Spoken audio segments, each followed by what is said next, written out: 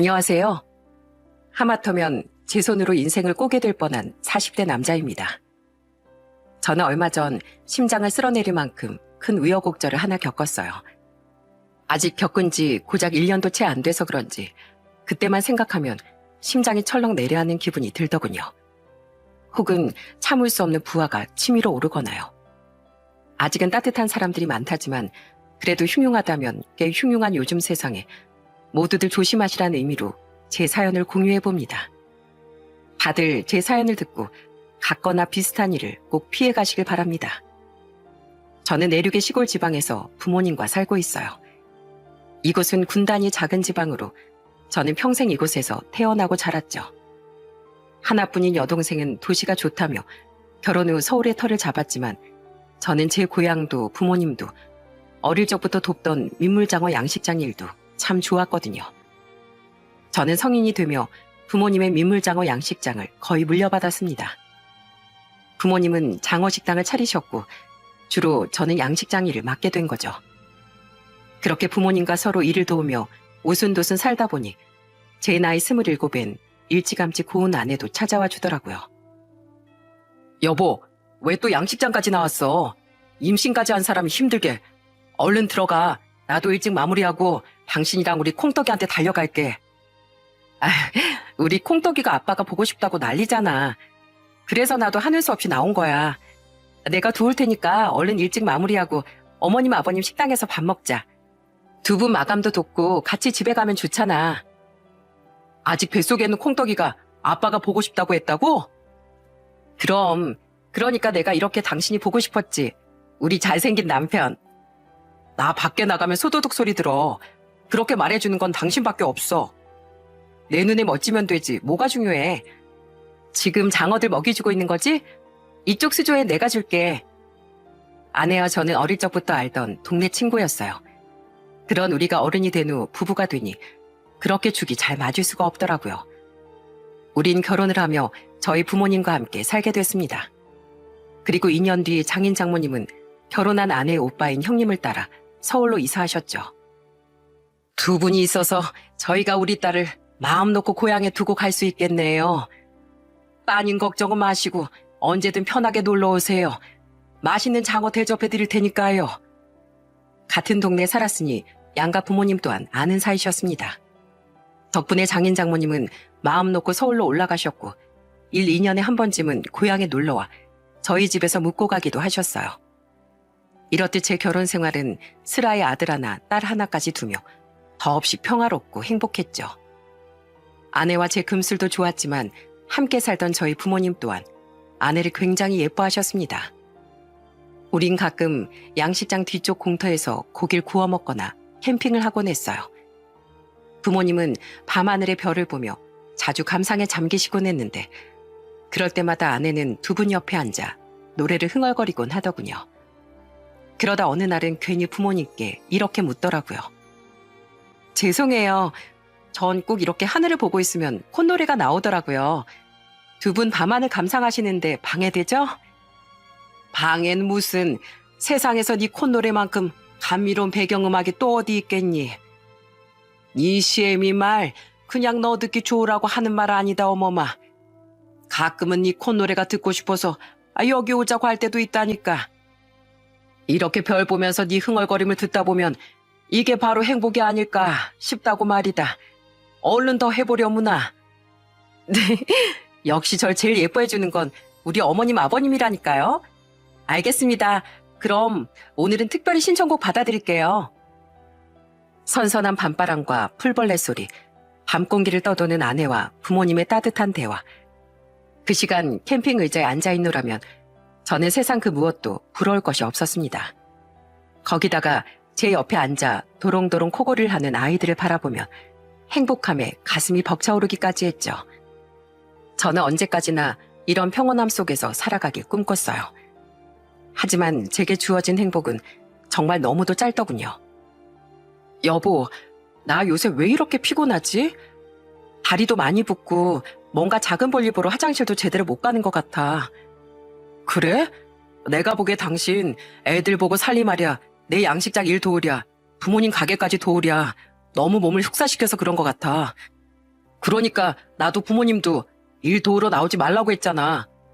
바쁘니까 물도 잘 안 먹어서 화장실도 잘 못 가지. 부탁이니까 집에서 당분간만이라도 푹 좀 쉬어. 어? 아내는 언제부턴가 제게 몸의 이상을 토로하기 시작했어요. 하지만 그때만 해도 아내와 저 부모님 모두 큰 걱정을 하지 않았습니다. 피곤하고 다리가 붓는 건 몸 쓰면서 일하는 우리에겐 일상 같은 일이었으니까요. 하지만 아내의 이상이 계속되자 불안해진 저는 아내를 병원에 데리고 갔습니다. 그리고 검사 결과 우린 당황스러운 이야기를 듣게 됐죠. 급성 심부전증입니다. 그게 뭔가요? 제 아내가 심각한 상태인가요? 급성 심부전증은 신장이 갑자기 기능을 상실하는 상태를 말합니다. 신장이 제대로 기능하지 않으면 체내 노폐물이 쌓이게 되고 전해질 불균형이나 수분 불균형이 발생할 수 있습니다. 이로 인해 여러 장기에 심각한 영향을 미칠 수 있어요. 그리고 안타깝게도 아내분의 현재 상태로 보면 신장이 기능을 거의 하지 않고 있습니다. 특히 소변량이 급격히 감소하고 혈중 노폐물 수치가 비정상적으로 상승해 있어요. 당장 입원해서 치료받으셔야 합니다. 아내는 곧장 입원해서 치료를 받게 됐습니다. 하지만 아내가 걸린 병은 생각보다 무서운 놈이더군요. 아내는 지속적인 치료에도 상태가 호전이 되지 않았고 날이 갈수록 악화되기만 했어요. 그리고 병을 진단받은 지 고작 2달 만에 아내는 신장 기능을 거의 잃고 죽음을 눈앞에 목도하게 됐죠. 아내는 힘이 하나도 없는 목소리로 자신을 지켜보고 있는 가족들에게 마지막 말을 건넸어요. 여보, 나 없더라도 맨날 울지 말고 애들 생각해서 씩씩하게 살아야 돼. 알았지? 좋은 여자 생기면 꼭 재혼도 하고. 지금 그런 소리가 나와? 우리 애들은 걱정하지 마. 내가 우리 애들 세상에서 제일 행복한 아이들로 키울 테니까. 더 말하지 마, 여보. 당신 힘들어. 아니야, 난 알아. 이게 내가 할 수 있는 마지막 말이라는 걸 말이야. 재현아, 주희야, 아빠랑 할머니, 할아버지 말씀 잘 듣고 엄마랑은 아주 나중에 하늘에서 만나자. 알았지? 엄마가 너희들 사랑한다는 거 언제까지나 잊으면 안 돼? 어머님, 아버님, 이렇게 무책임하게 떠나서 정말 죄송해요. 저희 마음 여린 남편, 그리고 아직 어린 우리 애들 좀 잘 부탁드려요. 엄마, 아빠, 2분 두고 먼저 가는 못난 자식이라 죄송해요. 그래도 2분께는 오빠도 있고 세연이랑 조카들도 있으니까 너무 속상해하지 마세요. 2분 덕분에 전 너무 행복한 사람으로 자라서 남편도 만나고 아이들도 만날 수 있었어요. 절 이 세상에 낳아주셔서 감사했습니다. 너무 따뜻하고 착한 사람이었던지라 아내 장례식엔 비통함만이 감돌았습니다. 당시 매제의 해외 파견으로 인해 아내 임종을 지켜보지 못한 제 여동생과 매제는 뒤늦게 달려와 슬퍼하며 저를 위로해주기도 했죠. 자주 만나지 못했지만 2 사람 또한 저희 아내를 참 좋아했거든요. 그리고 아내와 이별로 인해 저는 처가 식구들과도 작별을 해야 했어요. 장인어른, 장모님, 형님, 정말 평생 저 안 보고 사실 거예요? 우리 애들 많이 예뻐하셨잖아요. 외손주들만이라도 보고 사세요. 네? 아닐세. 사랑이 크면 아픔도 그만큼 큰 법 아닌가.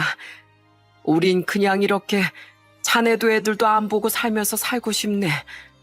그럼 세상 어딘가에 우리 딸이 사실은 잘 살고 있다고 상상이라도 하면서 살 수 있을 것 같아. 어른으로서 자네의 아픔을 덜어주긴커녕 또 다른 이별만 안겨주게 돼서 미안하네. 그래도 자네를 믿기에 우리가 손주들 걱정은 안 하면서 살 수 있어.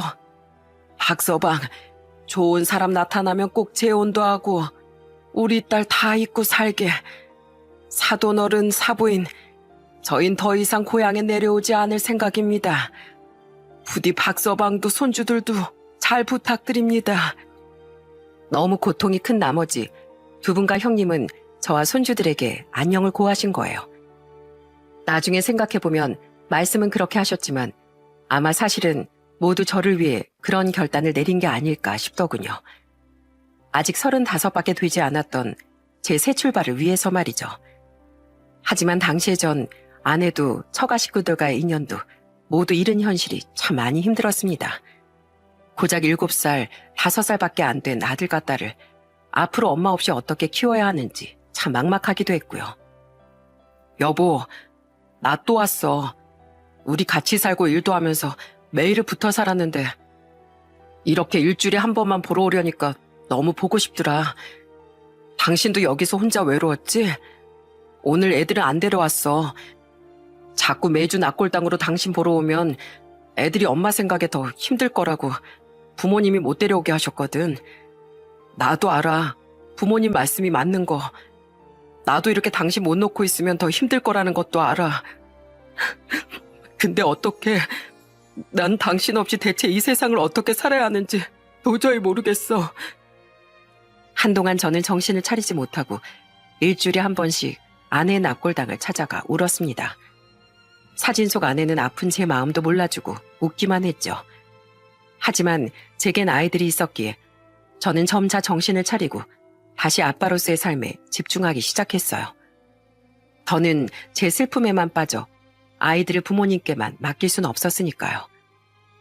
저는 그렇게 뒤늦게 정신을 차린 것으로 아이들의 마음을 어루만져 준 줄 알았습니다. 하지만 그건 제 착각이었더라고요. 유년 시절 잠시나마 저에게 방치되었던 상처는 딸보다 유독 아들의 가슴에 꽤 크게 자리를 잡았던 모양이었어요. 그냥 저 좀 내버려 두세요. 아버지도 아버지 감정에만 휩쓸려서 우릴 방치해둔 적 있었잖아요. 지금이야 우릴 이렇게 챙겨주는 척하지만 사실 아버지한테 우린 힘들면 잠시 잊어도 되는 존재들 아니었어요? 어차피 인생 혼자 사는 거예요. 제 인생은 제가 알아서 할 테니까 아버진 신경 좀 끄시라고요. 그땐 이 아빠가 미안했다. 그런데 난 널 잊은 게 아니야. 그땐 아빠도 너무 힘들어서 눈에 보이는 게 없었을 뿐이야. 인생을 왜 혼자 사니? 너한텐 이 아빠도 있고 할머니 할아버지도 있는데 제발 이러지 좀 마라. 어? 어린애가 벌써부터 술을 입에 대면 어떡해? 동네 어른들이 널 얼마나 손가락질 하시겠어. 아들은 중학교 2학년이 되며 꽤 이른 방황을 시작하더군요. 못된 친구들과 학생으로서 손대선 안 될 짓을 하다 동네 어른들께 걸리기도 하고 친구를 괴롭히진 않았지만 종종 학교를 가지 않거나 땡땡이를 쳤죠. 한 번은 그 시간에 뭘 했냐고 추궁하니 아들은 혼자 겁도 없이 바다를 다녀왔다고 하더라고요. 저는 화가 나서 아들을 또다시 야단쳤습니다. 네가 감옥에 갇힌 죄수야? 내가 널 집에 가둬두기라도 해. 바다가 보고 싶으면 주말에 아빠한테 데려가 달라고 하면 되지. 왜 학교를 안 가고 겁도 없이 그 먼 데를 혼자 다녀와? 너 자꾸 그러면 용돈도 다 끊어버릴 거야. 아버지랑 같이 보기 싫으니까 혼자 갔죠.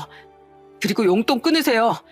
저 학교도 그만두고 알아서 돈 벌면 되니까. 이놈이 진짜? 너 대체 왜 이래? 어? 너 학교가 그냥 공부만 하러 가는 데인 줄 알아? 하기 싫은 공부도 꾹 참고 하고 친구들하고도 어울리는 사회성을 배우는 곳이야, 학교는. 그런 학교도 별다른 이유 없이 때려치우겠다는 네가 일찌감치 사회로 나가서 무슨 일을 하겠다는 거야? 왜 자꾸 부모 속을 썩여? 전 엄마 돌아가시고 아버지한테 외면당했을 때 진즉 알았어요. 아, 인생은 기댈 곳 없이 혼자 사는 거구나라는 걸요. 사회성은 사람들하고 어울리려고 필요한 거잖아요. 그런데 전 그런 거 필요 없어요. 저 하고 싶은 대로 마음껏 살 거라고요. 어차피 사람한텐 자기 자신이 제일 중요하고 또 엄마처럼 언제 어떻게 인생이 끝날지 아무도 모르는 거니까요. 그날 아들의 말을 듣는데 억장이 무너지더군요. 아내의 죽음과 당시 제 행동이 생각보다 아들의 가슴에 많은 상처를 내고 큰 영향을 끼쳤다는 걸 알아버렸으니까요. 그날은 도저히 화를 낼 수가 없겠더라고요. 대신 저는 아들의 어깨를 붙잡고 오열하듯 설득했습니다. 이 아빠가 정말 미안하다, 재현아. 내가 행동을 잘못해서 너한테 외로움과 괴로움을 안겨줬어. 그런데 재현아, 인생은 기댈 곳 없이 혼자 사는 게 아니란다. 오히려 그 반대야. 이 아버진 너무 좋은 사람인 네 엄마를 만나 마음을 너무 많이 기댔던 거야. 그래서 너희 엄마가 떠났을 때 그토록 처절하게 무너졌던 거란다. 하지만 그런 날 다시 살게 해준 게 바로 너랑 주희야. 네 엄마 날 닮은 너희 말이다. 사회란 그렇게 너에게 소중한 사람들을 하나둘 늘려주는 고마운 곳이야, 재현아. 소중한 사람을 만난다는 건 네 안에 괴로움을 나눌 사람을 만나게 되는 일이란다. 그런 사람 하나 없이 혼자 세상을 살아간다는 건 아무리 네가 하고 싶은 걸 해도 불행한 일이 될 거야. 매일 특별할 거 하나 없는 나날을 보내고 있는 나한테 너랑 주희는 존재만으로도 행복인 것과 반대로 말이야. 저는 어떻게든 아들이 제게 얼마나 소중한 존재인지 알려주려고 최선을 다했습니다. 비록 말주변이 없어 횡설수설하기도 했지만 적어도 아들이 단 한 번도 부모에게 외면당한 적이 없다는 사실을 알게 해주고 싶었어요. 물론 그날 하루로 인해 아들이 곧장 바뀌진 않더군요. 하지만 저와 부모님의 끊임없는 노력에 의해 아들은 점점 바뀌기 시작했어요. 그러다 딸의 기특한 한마디에 아들은 드디어 방황을 완전히 멈추더라고요. 아! 야, 박주희! 너 미쳤냐? 어디 오빠 엉덩이를 손바닥으로 때려. 돌아가신 엄마 대신이다. 왜? 엄마가 살아계셨어 봐. 한 대가 아니라 오빤 궁둥짝을 100대는 맞았을걸? 매번 학교 빠지고 아빠랑 할머니 할아버지 눈에 눈물 냈으니까 말이야. 그렇다고 네가 날 왜 때려? 네가 엄마야? 아닐 건 또 뭐야? 오빠나 나나 엄마랑 아빠 영혼을 나눠 가졌잖아. 그럼 내 일부분은 엄마나 다름없지 뭐. 그러니까 오빠, 자신을 망가뜨리는 건 결국 엄마랑 아빠를 망가뜨린 일이나 마찬가지라는 거 잊지 마. 이 철부지야. 딸의 말에 아들이 정확히 어떤 감정을 느꼈는지 모르겠습니다. 중요한 건 그 말이 아들의 마음에 뭔가 울림을 주었던 것 같았죠. 나중에 저는 기특한 딸에게 옷발 잡아줘서 고맙다고 말한 적이 있어요. 그때 딸은 저를 꼭 안아주며 이렇게 말하더라고요. 아빠가 날 기특한 딸로 키워줬으니까 내가 오빠한테 그런 말도 할 수 있었던 거지 뭐. 그런 착한 딸의 말을 듣는데 떠나보낸 아내 생각이 나서 눈물이 쏟아졌습니다. 뒤에서 그 이야기를 함께 들은 부모님 또한 저희 딸이 아내를 쏙 빼닮았다며 눈물 지으셨어요. 이토록 힘든 시간들도 있었지만 우리 가족은 서로 의지하고 위로하며 아픔을 딛고 살아갔죠. 그리고 아내와 사별한 지 9년 뒤 저는 큰 고비의 시작점을 맞닥뜨리게 됐습니다. 바로 제 사연의 중심 사건이 시작된 거예요. 이모님, 저 왔어요. 꼬리곰탕하고 소주 한 병 부탁드려요. 그래, 효진아. 저기 새로운 테이블에 반찬이랑 소주부터 내어드려. 네, 사장님. 저희 동네에서 조금 떨어진 읍내엔 제가 자주 방문하던 노포식당이 하나 있었습니다. 저는 일이 끝나면 그곳에 들러 종종 혼자 술을 한잔하고 가곤 했어요. 물론 가까운 부모님의 장어집도 있었지만 부모님이 보시는 앞에서 청승맞게 술을 마시긴 좀 그렇더라고요. 그런데 어느 날 보니 못 보던 여자가 새 직원으로 왔더군요. 처음 보는 얼굴이었는데 나이가 당시 44살이던 저랑 비슷해 보였어요. 여러분도 아시다시피 요즘 지방, 특히 제가 사는 시골 같은 곳엔 젊은 분들을 새로 만날 일이 별로 없지 않습니까? 물론 제가 어린 나이는 아니지만 40대면 이곳에선 젊은이에 속하는 편이었거든요. 저희 지방에 그냥 놀러오는 사람들이야 꽤 있었지만 식당에 일자리를 구할 정도면 이곳에 거주하는 사람이었을 테니 반갑기도 하고 신기하기도 하더라고요. 저는 반가운 말투로 효진이라고 불린 그분에게 인사를 건넸어요. 안녕하세요. 처음 뵙네요. 이 동네 분이세요? 아니요. 이쪽으로 이사 온 지 얼마 안 됐어요. 그러시구나. 이쪽에선 굉장히 드문 일인데 잘 오셨어요. 반갑습니다. 저는 박상덕이라고 해요. 저는 김효진이에요. 딱히 친해지려고 한 건 아니지만 저는 점차 효진 씨와 친해지게 됐습니다. 하도 자주 가던 식당이다 보니 자연스레 대화를 나눌 일이 많아진 거죠. 게다가 항상 웃는 얼굴로 저를 상냥하게 맞아주던 사람이었던지라 저도 자연스럽게 마음이 많이 열리더라고요. 어서 오세요, 상덕 씨. 꼬리곰탕에 소주 맞으시죠? 사장님, 여기 꼬리곰탕 하나요. 그걸 어떻게 기억하세요? 왜 못해요, 단골이신데. 그런데 새우 사셨어요? 오늘 인물이 너무 훤해 보이신다. 에이, 기분입니다.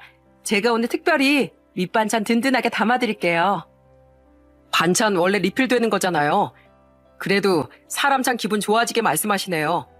오늘 유독 일이 너무 힘들었는데 큰 위안이 됩니다. 참 보면 기분 좋아지는 사람이었어요. 우린 친해지며 자연스레 오빠 동생 하는 사이가 됐죠. 자신이 저보다 2살 어리다며 효진이가 먼저 오빠 하며 말을 놓더라고요. 물론 처음엔 별다른 감정이 들거나 하진 않았어요. 그런데 알고 지낸 지 1년이 조금 안 되었을 때 효진인 술을 마시던 제 앞에 소주잔을 들고 앉더군요. 오늘은 오빠가 마지막 손님이야. 날이 굳어서 그런지 다른 손님들도 안 오고 사장님도 일찍 들어가셨는데 오늘은 나도 한 잔 같이 해도 될까? 그럼 당연하지. 자, 한 잔 받어. 그렇게 우린 처음으로 술잔을 기울이며 이런저런 이야기를 하게 됐어요. 그러다 효진이 먼저 자신의 과거 이야기를 꺼내더군요. 저번에 오빠가 오빠 애들도 데려왔었잖아. 진짜 너무 예쁘고 귀엽더라. 나도 오빠처럼 아이가 있었으면 지금보다 덜 외롭게 살았을 텐데 이미 아이 낳기엔 내가 나이가 너무 들어버렸네. 뭐 어때? 의학의 힘을 빌려서 지금이라도 노력해봐. 좋은 남편 만나서 말이야. 에휴, 글쎄. 사실 나도 오빠처럼 한번 결혼했었어. 사별한 오빠랑 달리 개차반인 남편 만나서 재산도 다 뜯기고 애도 없이 이혼했지만 말이야. 애가 안 생기는 게 결혼 생활할 때 너무 힘들었는데 막상 이혼하려고 하니까 오히려 다행이었다는 생각도 들더라. 그런 놈과의 사이에서 태어났다면 애가 얼마나 불행했겠어? 효진인 제게 과거의 아픔을 털어놓더군요. 들어보니 효진이는 술주정과 손찌검을 일삼았던 전 남편에게 돈을 모두 뜯기고 겨우 이혼을 했다고 하더라고요. 어린 시절 자신이 참 보는 눈이 없었다며 쓰게 웃는데 참 안쓰러웠습니다. 그리고 저는 뒤이어 의외의 말도 듣게 됐어요. 근데 이혼하고서 왜 하필 이 동네로 이사 온 거야? 아, 나도 사실 이쪽이 고향이야.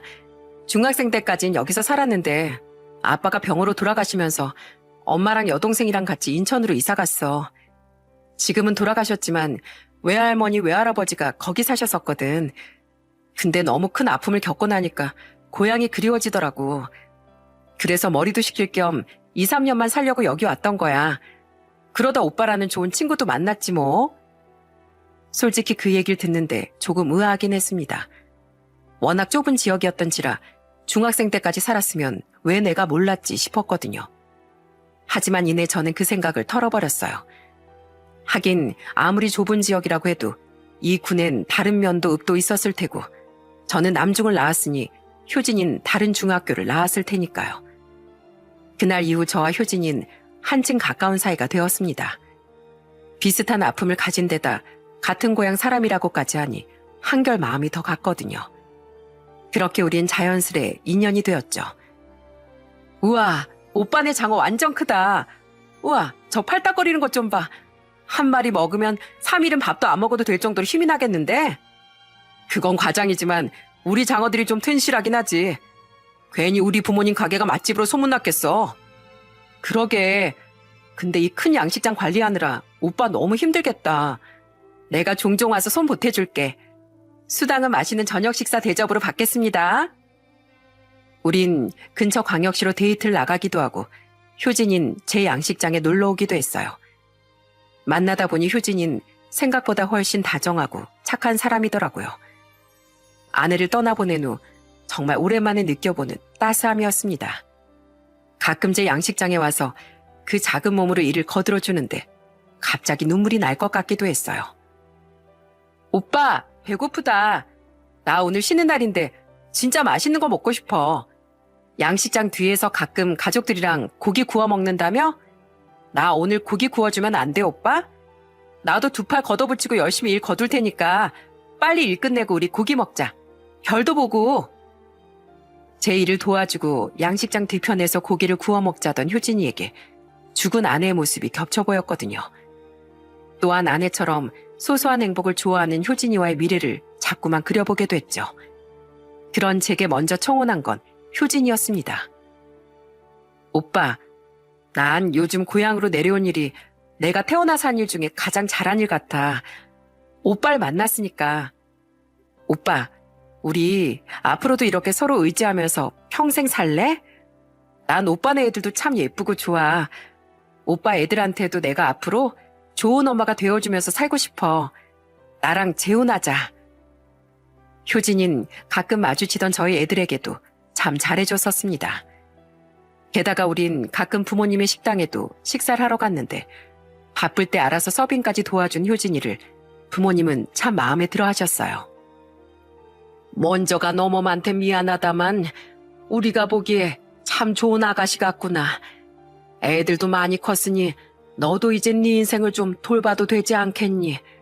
우린 효진이라면 찬성이다. 그런 사람의 청혼을 제가 마다할 리가 있겠습니까? 우린 그렇게 연애한 지 1년여 만에 재혼을 약속하게 됐어요. 기왕 결혼하는 거 웨딩드레스를 입고 싶다기에 재혼임에도 불구하고 몇 달 뒤 결혼식장도 예약했죠. 고맙게도 부모님뿐 아니라 저희 애들도 우리의 재혼을 축하해 주더군요. 아빠, 이것 봐라. 나 오늘 아줌마랑 같이 백화점 갔었다.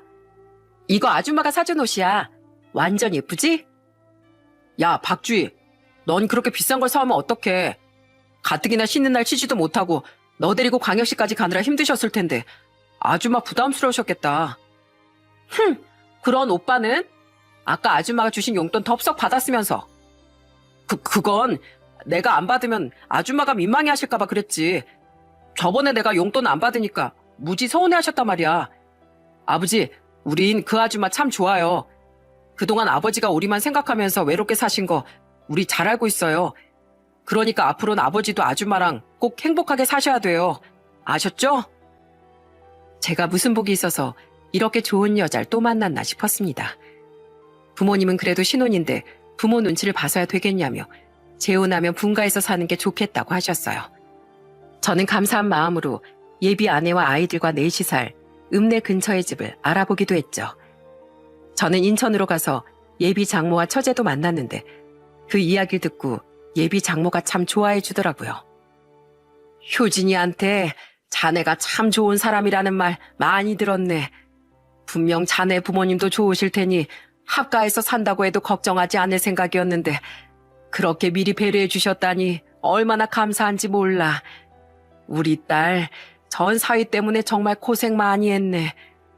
효진이가 내가 걱정할까봐 그놈에 대한 얘기를 숨겨서 그 힘든 세월 동안 애미로서 도움을 못 준 게 평생의 한일 정도로 말이야. 우리 착한 효진인 자네에게도 자네 아이들에게도 분명 좋은 아내이자 엄마가 되어줄 거야. 우리 효진이 잘 부탁하네. 예비 장모와 처제는 제 손을 꼭 붙잡고 예비 아내를 잘 부탁한다 말했습니다. 그런 두 사람을 보니 소식을 모르고 사는 전 처가 식구들이 생각나 가슴이 아프더군요. 저는 두 사람에게 반드시 예비 아내를 행복하게 만들어주겠다고 다짐했죠. 어머님, 아버님, 저 놀러 왔어요. 제가 읍내에서 진짜 맛있는 족발 사왔는데 우리 점심에 다 같이 족발 먹어요.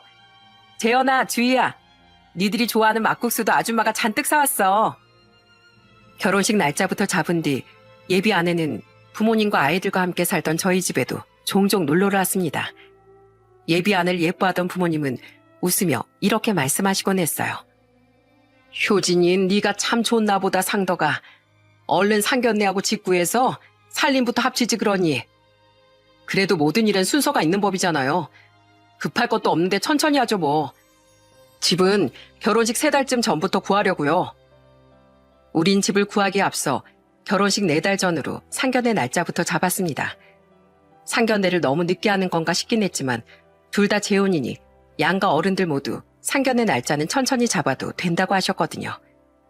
그리고 상견례 날짜로부터 일주일 전인 주말, 저는 예비 아내와 서울로 향하게 됐어요. 노총각이었던 제 고등학교 시절 친구가 늦가기 신랑이 되는 날이었거든요. 겸사겸사 친구들에게 예비 아내도 소개시켜주고자 함께 친구의 결혼식장에 가게 된 거죠. 그리고 그날은 바로 제 인생을 구렁텅이 입구에서 유턴시킨 극적인 날이 됐어요. 와, 나 너무 긴장돼. 나 예뻐? 입술색 안 지워졌어? 아유, 예뻐, 예뻐. 뭘 그렇게 긴장하고 그래.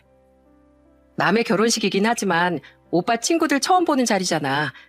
동네엔 오빠 친구들 대부분이 도시로 떠나서 볼 일이 없었으니까.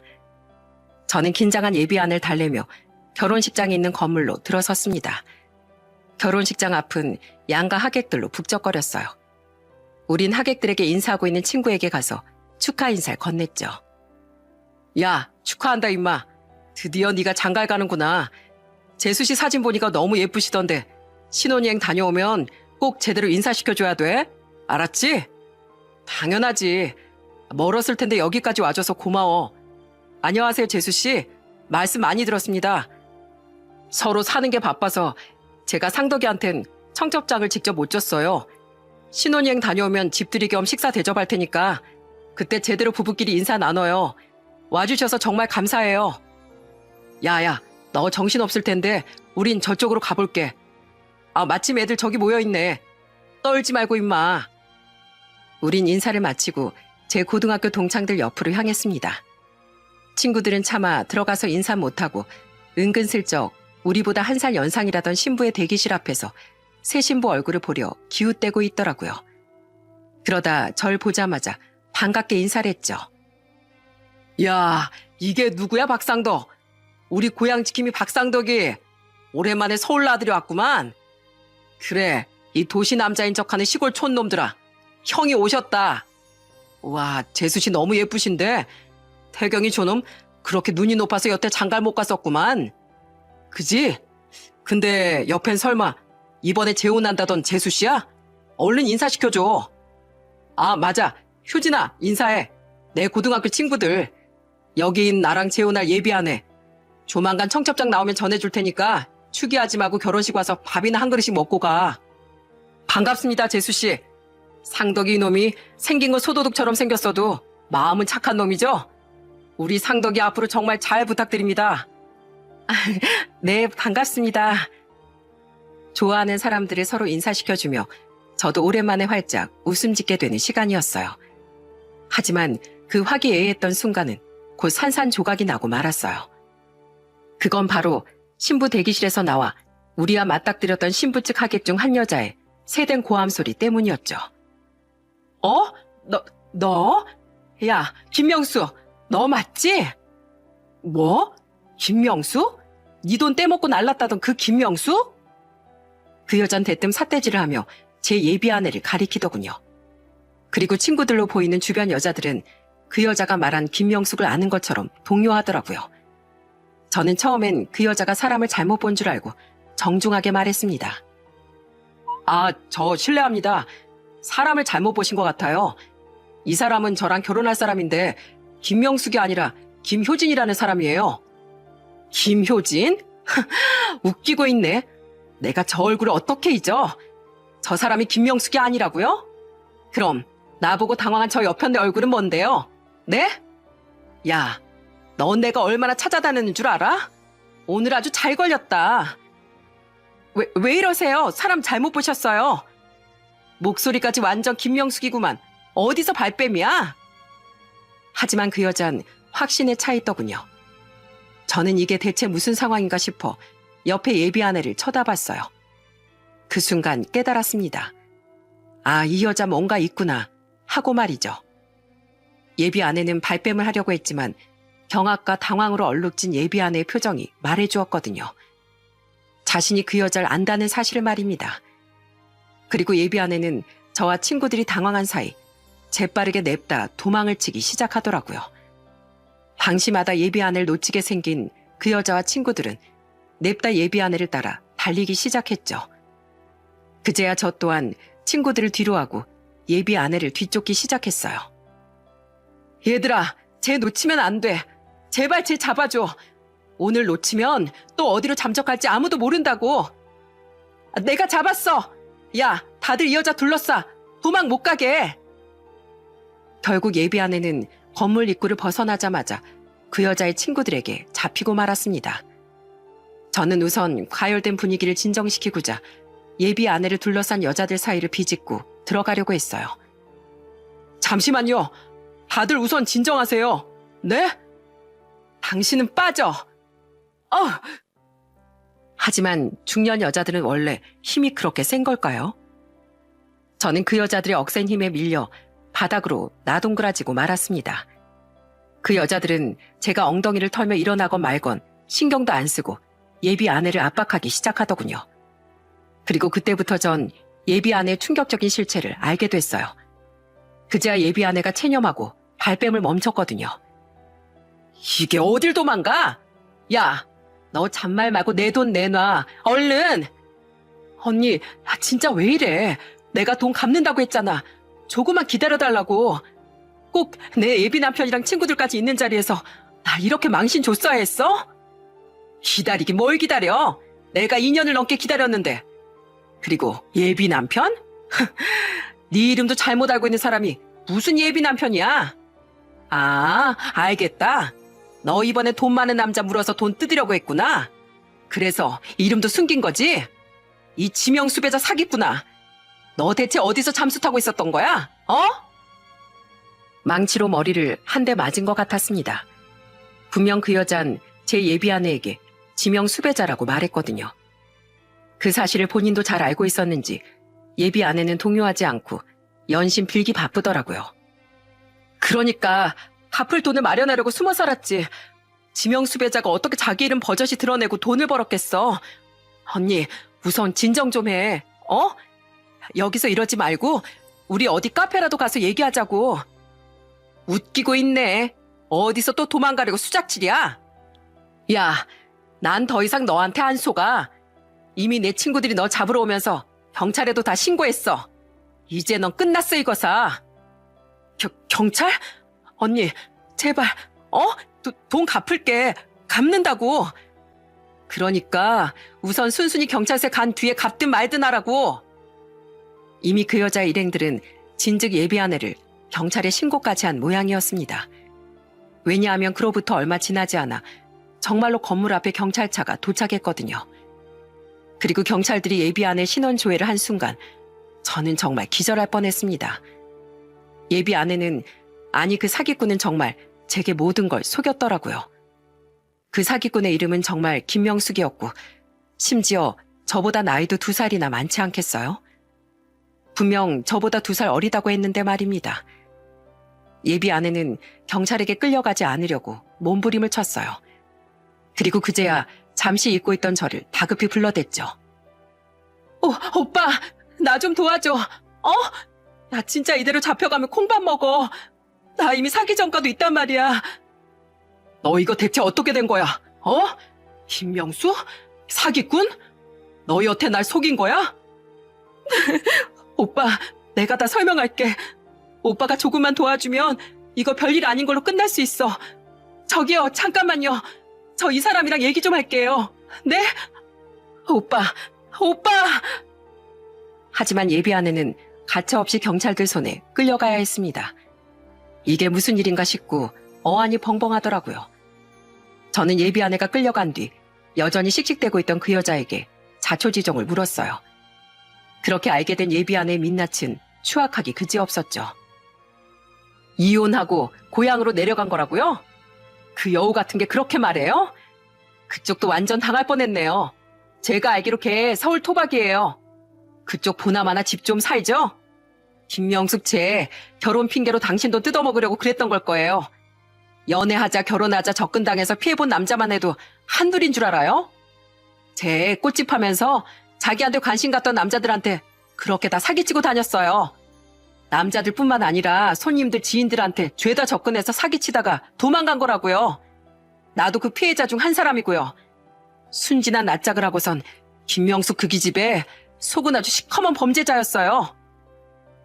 예비 아내는 애초에 이혼한 적도 없고 이 남자 저 남자 만나며 돈을 뜯어내는 인간이었다는군요. 그뿐 아니라 다른 사람들에게까지 사기를 치며 돈을 뜯었다고 해요. 좋은 투자 상품이 있다며 자신이 더 큰 돈을 투자할 수 있게 도와주면 무려 15%의 수익을 매달 준다는 말로 말입니다. 처음엔 다들 속았죠. 다달이 정말 돈을 줬으니까요. 그런데 언제부턴가 수익금은커녕 원금이라도 달라고 해도 돈을 못 주더라고요. 자기 SNS엔 매번 명품 사고 해외여행 다니면서 그렇게 돈 자랑을 해댔으면서요. 알고 보니까 김명숙 걔 사람들한테 같은 수법으로 돈 뜯어서 돌려막기를 한 거였어요. 애초에 투자 상품 같은 건 없었던 거라고요. 그 돈으로 돌려막기 하고 사치 부리다가 감당이 안 되니까 결국 4년 만에 잠적해버린 거예요. 그 여자한테 사람들이 당한 피해액만 해도 어마어마하다니까요. 그런 범죄자를 친구 동생 결혼식에서 만나다니. 역시 하늘은 정의의 편이 아니겠어요? 그쪽 김명숙 걔랑 재혼할 사이였다고 했죠? 오늘 나 만난 거 천운인 줄 아세요. 오늘 제 덕분에 그쪽 인생 꼴 뻔한 거 풀린 거라고요. 앞으로 여자 조심하세요. 그 여잔 제게 그런 충격적인 진실을 알려준 채 지인들과 다시 결혼식장으로 돌아가 버렸습니다. 그 상황을 모두 본 제 친구 몇 명은 아무 말도 못하고 제 어깨만 두드려준 뒤 함께 돌아갔죠. 네, 제 예비 아내 그 사기꾼은 처음부터 이름도 나이도 모두 숨기고 제게 접근했던 겁니다. 저희 지역에선 그래도 저희 집이 꽤 사는 편이었으니 이번엔 저를 타겟으로 삼았던 거죠. 제게 접근하려 하지도 않은 이혼이란 이야기와 같은 고향 사람이라는 말까지 지어내며 말이죠. 그 현실을 받아들이고 나니 온몸에 힘이 풀리더라고요. 제게 진실을 알려준 그 여자 말대로 저는 여자 잘못 만나서 제 손으로 제 팔자를 꼴 뻔했으니까요. 오늘 나 때문에 좋은 날 소란 피우게 돼서 미안하다. 미안하지만 난 먼저 가봐야 할 것 같아. 다시 한번 결혼 축하하고 나중에 연락하자. 재수 씨에게도 결혼 축하드리고 소란 피워서 죄송하다고 꼭 전해줘. 저는 이렇게 친구에게 문자를 남기곤 곧장 예비 아내가 잡혀간 경찰서로 향했습니다. 하지만 조사를 받고 있던 예비 아내는 당장은 면회가 어려운 상황이더군요. 저는 그래도 마지막은 얼굴은 보고 끝내야겠다고 생각해 초기 조사가 끝날 때까지 진득하게 기다렸어요. 그 결과 저는 운이 좋게도 몇 시간 뒤 예비 아내를 면회할 수 있었습니다. 그리고 그때 저는 예비 아내였던 그 여자에게 더 큰 실망감만 안고 나오게 됐죠. 오빠, 역시 나를 안 버렸구나. 나 너무 무서웠어. 너 네 입으로 말해봐.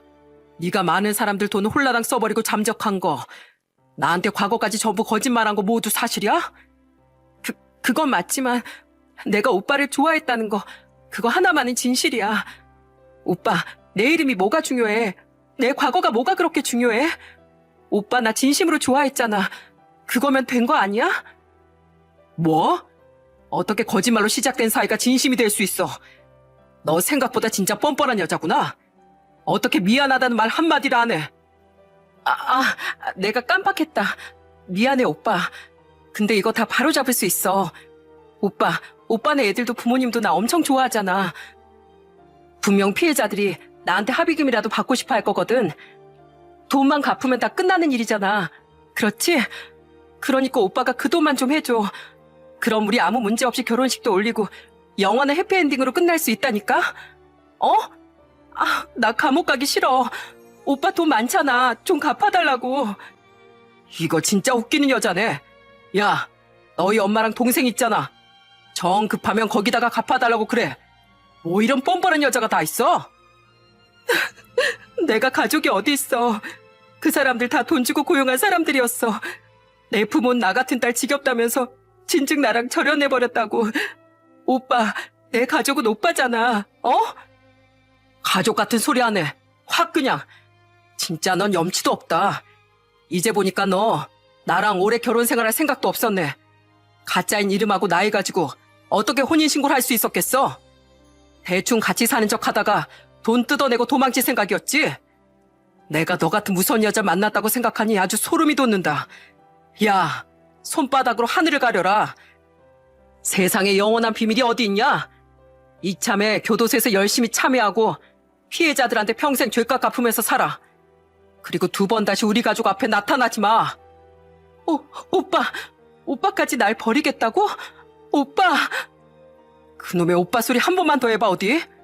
나보다 나이도 2살이나 많은 게 징그럽게. 저는 울부짖는 그 여자를 뒤로하고 성질을 내며 일어났습니다. 그래도 마지막으로 뭐라고 하나 드러나보자 싶었는데 정말 뼛속까지 뻔뻔한 인간이었더라고요. 이런 여자에게 당했다는 사실도 끔찍했지만 무엇보다 저희 가족에게 너무 미안했어요. 괜히 제가 이상한 여자의 꼬임에 넘어가 부모님과 아이들이 새로운 가족이 생긴다는 기대에 부풀게 했으니까요. 저는 비참한 마음으로 집으로 돌아갔습니다. 그리곤 경악을 하던 부모님과 아이들에게 모든 사실을 털어놓았죠. 제가 바보였어요, 어머니, 아버지. 많이 실망하셨죠? 미안해, 재현아, 주희야. 아빠가 더 신중했어야 했는데 괜히 너희들 가슴에 상처만 주게 된 것 같다. 아이고, 네가 얼마나 놀랐겠니? 그래도 이 정도면 하늘이 도왔다고 생각하자. 맞아요, 아버지. 저도 주희도 조금 실망하긴 했지만 아버지한테 아무 일이 없어서 그게 제일 다행이에요. 사실 저희가 그 아줌마한테 뭐 큰 걸 바랬겠어요.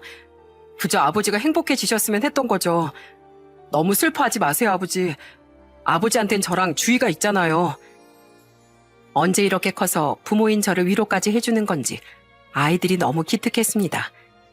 그 여자 이야기가 퍼지며 저희 동네 읍내는 한동안 떠들썩했어요. 한동안 저는 지나갈 때마다 어르신들의 위로를 들어야 했죠. 그래도 따뜻한 어른들의 정과 가족들의 위로에 저는 조금씩 마음을 회복해 나가는 중이랍니다. 얼마 전 저는 아내의 납골당에 다녀왔었는데요. 민망한 마음의 아내에게 이렇게 얘기하기도 했어요. 여보, 당신은 하늘에서 내 바보 같은 짓거리 다 봤지? 나 벌 받았나 봐. 당신을 두고 다른 여자랑 재혼하려고 해서 말이야. 근데 혹시 당신이 나 도와준 거야? 당신이 더 늦기 전에 그 여자를 내 옆에서 내쫓아 준 거 맞지? 고마워. 나 이제 정말로 어디 한눈 안 팔고 부모님하고 애들만 생각하면서 살게. 나중에 당신 다시 만날 날만 기다리면서 말이야. 반성 같기도 하고 다짐 같기도 한 제 말을 들으며 사진 속 아내는 여전히 웃기만 했습니다. 하지만 그 웃음이 그저 다 괜찮다는 위로처럼 느껴져 저 또한 아내를 따라 웃었죠. 신혼여행을 다녀와서 만난 친구에게 전해 듣기로 그 무서운 여자는 징역형을 받았다고 합니다. 그리고 친구 아내 언니의 친구인 그 피해자 여성분을 포함해 피해자들은 지금 그 여자에게 민사소송을 준비하고 있다고 하네요. 부디 그 여자가 교도소에서도 재판에서도 따끔한 죄값을 치렀으면 좋겠습니다. 그래야 또 다른 피해자가 될 뻔했던 제 분함도 조금이나마 풀릴 것 같네요. 여러분, 어디선가 들었는데 속이는 자는 언젠가 자신의 속임수에 당할 날이 온다고 합니다. 정체를 숨기고 절 속였던 그 여자가 밟은 노선을 보니 그 말이 정말 딱 맞더라고요. 하루빨리 곧 다가올 자신의 비참한 미래를 깨닫고 하나의 사기꾼이라도 제발 정신을 차렸으면 좋겠네요. 그래야 억울한 피해자들이 한 사람이라도 줄어들 테니까요. 제 사연이나 이런 사연 채널에 올라오는 많은 사연들처럼 씁쓸하지만 참 흉흉한 세상입니다. 부디 여러분께선 항상 누굴 만나든 더 큰 주의를 기울여 피해를 피해 가시길 바랍니다. 제 사연은 여기까지입니다. 언젠가 여러분과 비록 얼굴은 모르더라도 어딘가에서 좋은 이웃으로 만나면 좋겠습니다. 여기까지 들어주셔서 감사합니다.